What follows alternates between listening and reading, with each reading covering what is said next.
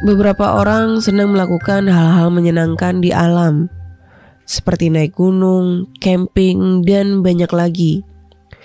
Tapi ada beberapa pantangan atau aturan tak tertulis setiap bermain di alam, yaitu tidak sembarangan, menjaga sikap, dan tidak asal mengambil sesuatu.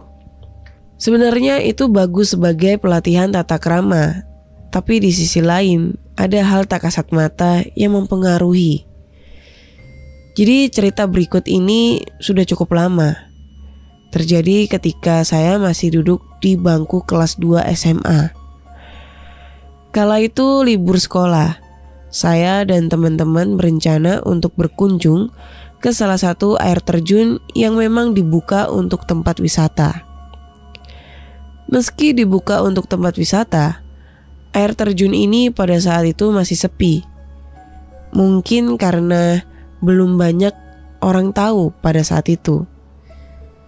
Semua berjalan normal selama kami bermain-main di air terjun.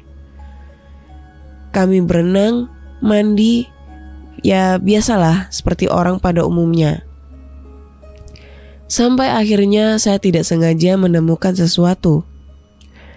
Ada semacam mustika atau batu giok atau apalah, saya kurang paham, yang posisinya itu di bawah pohon agak tertutup sama akar-akar. Warnanya merah, cantik sekali. Karena waktu itu memang sedang musimnya orang pakai batu cincin, jadi ya saya ambil saja. Barangkali bisa jadi cincin dan bisa dijual lagi. Singkat cerita, kami semua pun pulang, dan saya pulang dengan membawa batu mustika yang saya temukan itu. Batu itu saya simpan di dalam laci meja saya. Selama beberapa hari saya tidak merasakan keanehan apa-apa. Sampai suatu malam, saya keluar rumah untuk beli pulsa. Si penjual pulsa itu posisinya persis di depan rumah saya. Tapi malam itu anehnya si penjual pulsa itu tutup. Jadi saya beli di tempat lain. Keesokan paginya saya keluar rumah dan melihat si penjual pulsa itu sedang menyapu halaman rumahnya. Akhirnya saya mendekat dengan maksud bertanya kenapa semalam konternya tutup. Jawaban dia kira-kira begini. Beberapa malam ini memang tutup. Habisnya gue takut. Di depan rumah lu ada perempuan serem, berdiri aja di depan rumah.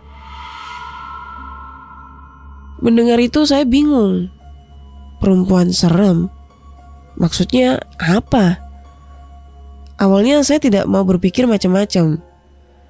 Tapi pada akhirnya kepikiran juga. Siapa perempuan yang dimaksud sama si tukang pulsa itu? Hari demi hari berlalu. Saya belum merasakan keanehan apa-apa. Sampai suatu hari, saya sedang mandi. Waktu itu masih sore, saya habis pulang main. Saya sedang asik menyiram badan saya. Di depan saya, ada sebuah bak air besar yang jadi wadah air. Nah, dari pantulan air itu, saya melihat ada perempuan berbaju serba putih. Dan rambutnya panjang mirip hantu Sadako di film Ringu. Cuma ini posturnya tinggi, mungkin hampir 2 meter. Kepalanya hampir menyentuh langit-langit kamar mandi. Wajahnya tidak kelihatan karena tertutup rambut. Karena saya juga suka mengaji, saya pun membaca doa yang guru ngaji saya ajarkan di masjid. Sambil menutup mata, dan setelah selesai baca doa, saya lihat lagi ke bak air. Sosok itu masih ada. Masih berdiri di belakang saya. Ternyata doa saya tidak mempan. Karena tak ada pilihan lain, saya pun segera mengambil handuk dan buru-buru keluar dari kamar mandi. Itu gangguan yang pertama. Saya tidak cerita ke siapa-siapa. Pernah juga suatu malam saya terbangun tanpa sebab. Saat itu waktu menunjukkan pukul 1 dini hari. Saya keluar kamar untuk buang air kecil. Setelah itu membuka kulkas untuk minum. Nah, seluruh ruangan di rumah itu lampunya mati, kecuali kamar mandi dan lampu di depan rumah. Pintu depan rumah saya itu diapit oleh 2 jendela panjang.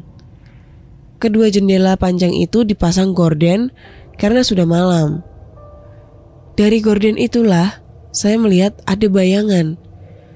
Jelas sekali itu bayangan, seolah-olah ada yang sedang berdiri di depan rumah saya. Saya belum berpikir aneh-aneh saat itu. Saya pikir ini bayangan apa?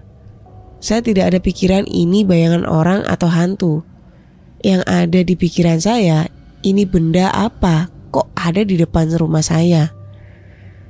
Karena penasaran, saya mendekat. Saya membuka gorden dan melihat apa yang ada di depan rumah saya. Ternyata perempuan itu lagi. Sosok perempuan yang saya lihat di kamar mandi. Masih memakai gaun putih dan rambut panjang agak gimbal yang menutupi muka. Kali ini jelas sekali. Saya melihatnya langsung, bukan melalui pantulan air. Saya pun langsung istighfar dan berlari ke dalam kamar. Saya baca doa dan mencoba tidur. Badan saya gemetar hebat. Pokoknya benar-benar ketakutan bukan main saat itu. Ternyata perempuan ini yang dimaksud oleh tukang pulsa. Malam itu setelah ketakutan selama sekitar setengah jam, akhirnya saya bisa tidur. Paginya saya mulai berpikir, apa penyebab dari gangguan-gangguan ini?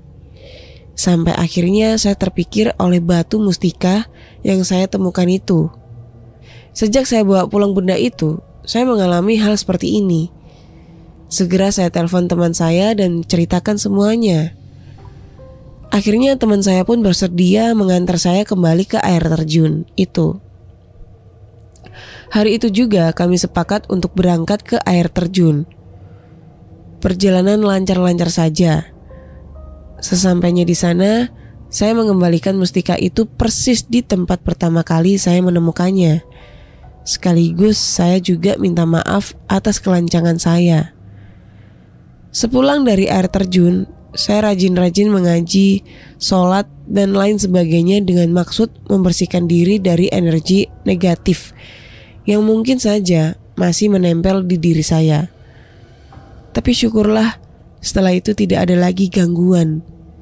Tidak ada lagi penampakan perempuan itu. Dari situ saya semakin yakin kalau mustika itulah penyebab semuanya. Sekian cerita singkat dari saya. Semoga dari cerita ini kita bisa sama-sama belajar untuk lebih berhati-hati saat berada di tempat yang asing dan tidak kita ketahui. Jadilah orang yang bijak dimanapun kita berada.